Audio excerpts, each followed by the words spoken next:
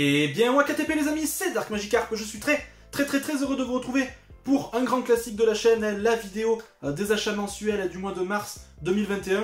Je vais vous présenter encore une fois pas mal de choses qui vont je pense vous intéresser, ça sera encore une fois très varié, vous allez voir il y aura de l'ouvrage cinématographique, il y aura du Blu-ray récent et un petit peu plus ancien avec des films encore une fois plus ou moins connus. Voilà, j'espère vous faire découvrir encore une fois quelques petites pépites. Il y aura aussi du jeu vidéo pour cette fois-ci et du 4K, bien évidemment du steelbook. Comme d'habitude, vous allez voir, il y en aura encore une fois pour tous les goûts. J'espère que ça va vous plaire. Trêve de bavardage, on se retrouve juste après le générique. Top au générique et top à la vachette.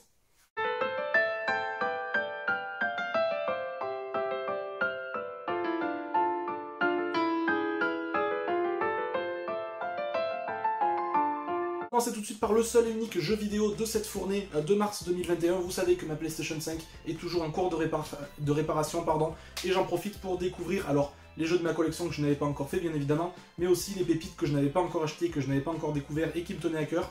C'est chose faite pour celle-ci. Il s'agit d'un jeu 100% français, Cocorico,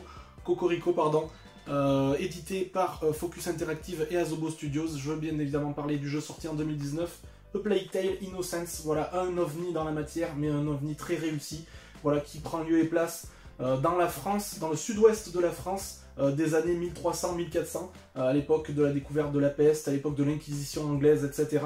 Donc voilà, une époque qu'on n'a pas l'habitude de voir, surtout dans une région géographique qu'on n'a pas l'habitude de voir, et une histoire vraiment aux petits oignons. Le gros point positif de ce jeu, c'est vraiment son scénario, on s'attache vraiment à ses personnages, on s'attache vraiment à cet univers qui nous paraît à la fois si près et si loin, voilà, avec différentes menaces de toutes sortes autour de nos deux protagonistes principaux. Ensuite, au niveau du gameplay, c'est très lambda, mais voilà, j'en garderai un très bon souvenir, c'est un jeu dont je me rappellerai, c'est surtout ça que j'aime dans les jeux vidéo, et malgré qu'il y ait certains défauts sur certains jeux, je préfère qu'il y ait quelques défauts et que ce soit un jeu dont je me rappelle, plutôt qu'un jeu aussi vite oublié, aussi vite fini. Donc voilà, très content de celui-ci. Je vous conseille vraiment de découvrir ce A Plague Tale Innocence, je pense que vous ne serez pas déçus.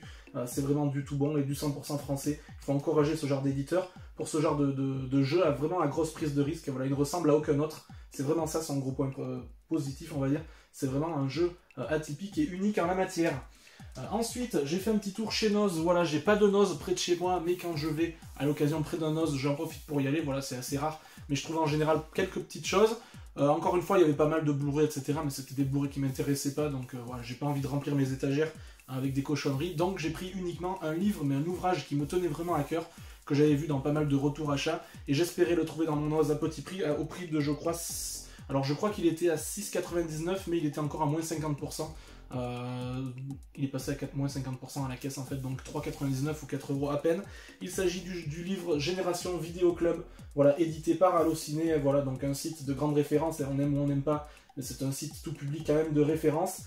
Cet ouvrage s'attarde vraiment sur la génération Vidéo Club, c'est-à-dire les années 80 tout simplement, donc je ne devais pas passer à côté, voilà. C'est le genre de livre que j'aime bien feuilleter de temps en temps.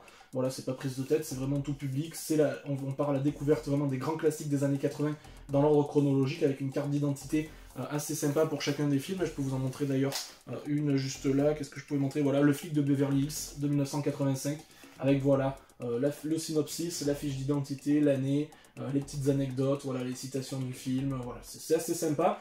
J'ai découvert déjà quelques films sympas dans cet ouvrage, bien que on a aussi quelques nanars qui sont présentés ici et qui sont un petit peu vantés, mais bon, c'était très sympa de découvrir ça à 3 €, c'est juste parfait. Il paraît aussi, je crois qu'il existe celui des années 90, et j'espère qu'il sortira à Noz, et pourquoi pas le découvrir. On passe ensuite à l'épisode, au volet vraiment cinéma, et je me suis procuré, alors c'est pas une nouveauté, c'est un steelbook qui est sorti il y a déjà quelques temps, mais je me devais de me le procurer, puisque d'une, c'est la meilleure adaptation pour moi de cette licence, entre guillemets, et de deux, je n'avais aucune édition, ni Blu-ray, ni 4K de ce film, donc je me suis procuré l'édition Steelbook 4K sortie l'année dernière du King Kong de 2005, réalisé bien sûr par le fameux Peter Jackson. Pour moi, peut-être la meilleure adaptation, bien que j'aime beaucoup l'adaptation de King Kong des années 30 aussi.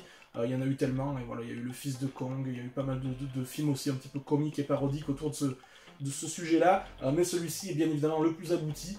Inutile de vous dire que je l'ai revisionné, et la 4K apporte vraiment un gros plus sur celui-ci. Voilà, si vous voulez le redécouvrir, celui-ci, on a un master 4K vraiment au niveau sonore et au niveau image qui est vraiment exceptionnel. Et si vous avez de la Dolby Vision, du Dolby Atmos, etc., c'est vraiment une tuerie. Seul petit point négatif, voilà, je vous le montre un petit peu, seul petit point négatif au niveau du film, c'est mais c'est souvent le cas malheureusement. La 4K apporte aux effets spéciaux un petit peu moins de réalisme justement, ils sont un petit peu plus grossiers, voilà, ça les met encore plus en exergue je trouve, et lorsqu'ils sont un petit peu vieillots, un petit peu datés, ça se voit encore plus je trouve, mais c'est pas sur le seul film que ça, c'est pas le seul film pour lequel ça le fait.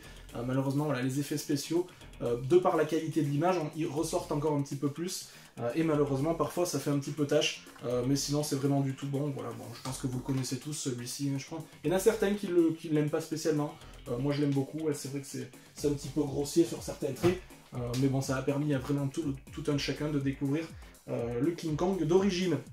On continue avec la 4K, avec deux films que je me suis procuré très récemment, et voilà, deux films totalement différents l'un de l'autre, pourtant tous les deux issus d'une période que j'aime beaucoup, à la fin des années 80, début des années 90. Le premier, il s'agit d'un film sorti en 95, voilà, un petit plaisir coupable très sympa, le Jumanji, un petit film popcorn, voilà, à voir et à revoir le samedi soir pendant les périodes de Noël ou pendant les périodes où on a envie un petit peu voilà, d'oublier la vie quotidienne. Voilà, le Jumanji avec Robin Williams, c'est que je ne présente plus, très sympa. Alors il a un petit peu vieilli, c'est pareil au niveau des effets spéciaux, mais ça passe bien en 4K, voilà, ça passe encore pas trop mal. Faut faire abstraction de ça, et ça reste un très bon film, bien évidemment, popcorn à déguster sans modération. Et enfin, une découverte totale que je n'ai pas encore visionnée, qui m'a été maintes et maintes fois recommandée, une petite pépite oubliée, j'ai envie de dire, un grand film oscarisé et maintes fois récompensé, de 1989. Il s'agit de Glory, voilà, pas encore sorti sur nos terres françaises, mais je l'ai pris en import, puisqu'il y a bien évidemment la version française. Voilà, c'est vraiment une édition, on va dire, globale et voilà, planétaire, où on a vraiment toutes les langues, tout ce qu'il faut, là où il faut, j'ai envie de dire. Le Glory, voilà, récompensé en 1989, je pense, oui, puisque c'était l'édition 30e anniversaire, voilà, de Glory. Donc voilà, ce film qui se passe vraiment dans l'histoire, on va dire, un petit peu funeste des États-Unis, voilà, avec cette équipe un petit peu de noirs américains qui va réussir à faire son trou, entre guillemets. Voilà, j'ai pas envie de vous en dire plus, et je fais exprès de rester vague, vraiment volontairement. Mais voilà, un casting du tonnerre, et Matthew Broderick, Denzel Washington, Morgan Freeman. Voilà, ça c'est du tout bon. C'est une pépite oubliée, c'est vrai que ça c'est un grand film, mais qui fait pas partie des grands films quand on a l'habitude de parler de films de guerre, de grands films oscarisés, on en parle très peu de celui-ci. Je sais pas pourquoi, voilà, je vais le découvrir sans plus attendre, et j'espère que ça sera du tout bon, comme l'a indiqué pas mal de cinéastes et de cinéphiles. Ensuite on continue avec des films alors totalement différents les uns des autres, et voilà, c'est des totales découvertes, et voilà tout ça. Il y a des nouveautés, il y a des choses un petit peu plus anciennes, mais j'ai en général fait confiance aux éditeurs, puisqu'il y a des éditeurs que j'aime beaucoup, comme l'Arabia qui m'avait gentiment préconisé, on va dire, ce film sorti en 1971, réalisé par Ted Kotcheff, qui est à l'origine du premier Rambo notamment, le film de terreur australien Wake in Fright, pardon. Donc voilà, film que j'ai vu depuis. Alors je regrette un petit peu ce genre d'édition, et vous savez, un petit peu simpliste et très peu épaisse. Là c'est vrai qu'à exposer et à ranger dans les étagères, c'est pas fabuleux. Je l'ai vu le film, petite déception, voilà, je comprends le fait que ce soit une œuvre majeure, on va dire, de Ted Kotcheff, mais c'est vrai que c'est pas du tout tout public, et voilà, vous verrez, je vous le conseille quand même, c'est un film qu'il faut voir, voilà, rien que pour l'expérience cinématographique, et pour l'expérience, on va dire, générale et de film, mais voilà, c'est pas à mettre entre toutes les mains, c'est sympa, c'est très original, mais voilà, il a manqué un petit truc pour moi, et c'est peut-être pas assez commercial, voilà, on n'a pas les codes, on a tellement l'habitude d'avoir ces codes commerciaux aujourd'hui, que quand on les a pas, il nous manque un petit peu. Et un film, une œuvre majeure de William Friedkin, sorti en 1985, que je me suis aussi procuré et que je ne connaissais pas, avec le fameux Willem Dafoe notamment. Il s'agit de Police fédérale Los Angeles. Alors, à première vue, ça c'est le genre de film, si on tombe dessus en cash ou en magasin, il ne parlera pas du tout. L'affiche ne fait pas spécialement envie. Le titre, ça fait un petit peu film nanardesque, encore une fois, sur le FBI, etc. Mais détrompez-vous, c'est un très bon film, voilà, un très bon casting. Un réalisateur qu'on ne présente plus, à William Friedkin, qui est pour moi ici au meilleur de sa forme, j'ai envie de dire. Et voilà, c'est un film sur un sujet classique, mais qui est amené un petit peu différemment, vous verrez, avec des scènes très choquantes, et des scènes qui pourraient faire partie peut-être des plus choquantes de l'histoire du cinéma. Donc je vous conseille quand même ce Police fédérale Los Angeles. Vous me direz ce que vous en pensez. Un film encore une fois un petit peu méconnu, voilà, je ne le connaissais pas spécialement avant d'en faire l'acquisition. Mais voilà, très content de l'avoir vu. Très bon, et le master est très bon d'ailleurs sur ce Blu-ray là. Ensuite on continue avec un film d'Alan Parker qu'on ne plaisante plus non plus, un film sorti en 1991 très particulier, puisqu'il s'agit un petit peu d'une mini comédie musicale dans l'Irlande des années 70-80, l'Irlande un petit peu défavorisée de cette époque-là et un petit peu nuancée. Il s'agit de The Commitments, voilà, je ne l'ai pas encore vu aussi, mais celui-ci m'a été énormément recommandé et je n'ai vu que des critiques positives, c'est rare pour ce genre de film. Sachant que j'aime bien les films musicaux quand ils sont bien amenés, quand il y a une histoire derrière et quand il y a des personnages charismatiques et des musiques qui me plaisent en général, ça peut faire l'affaire. Dans The Commitments, je vais le découvrir. Voilà, je vous conseille de le découvrir aussi puisque c'est un film encore une fois méconnu, mais je n'ai vu des critiques que positives, donc c'est ça qui m'a vraiment donné envie de le découvrir aussi. Donc un ovni à voir et ça risque d'être assez sympa. Et enfin un film sorti en 1983, je suis un petit peu dans ma période film de comédie, action des années 80, et j'étais dans ma période un petit peu Eddie Murphy, et je me suis donc pris l'édition 30e anniversaire, même plus que ça, hein, c'était l'édition... rien du tout en fait, il me semblait que c'était une édition spéciale, mais je ne l'ai pas encore vu, le chef-d'œuvre, entre guillemets comique, de John Landis.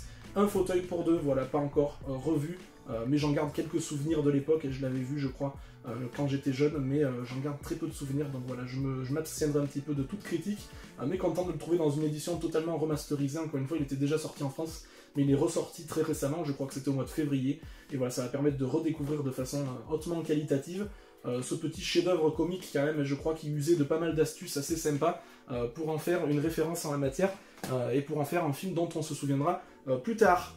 Et voilà les amis, j'en ai terminé avec cette vidéo, j'espère vous avoir fait découvrir quelques œuvres un petit peu méconnues, et des choses voilà, qui vous donneront envie de découvrir, et c'est un petit peu le but, et plus que la présentation de l'objet matériel. Vous voyez que je m'attarde rarement sur l'aspect matériel du film, je vous le présente juste comme ça, de façon très brève, mais je veux vraiment vous faire découvrir des choses, donc j'espère que je vous aurai fait découvrir et le jeu vidéo et l'ensemble de ces films. Dites-moi dans les commentaires quels sont les films que vous avez vus, si vous avez joué à ce jeu Plague Tale Innocence, si vous avez également craqué sur ce livre-là, qu'est-ce que vous avez aimé, qu'est-ce que vous n'avez pas aimé les amis. Le petit pouce bleu ou le petit pouce rouge, encore une fois, vous êtes les seuls décideurs de la chaîne, et ça ne changera évidemment pas en 2021, donc vous faites absolument ce que vous voulez. D'ici la prochaine vidéo, plus que jamais, sortez couverts, portez-vous bien, et puis salut, salut!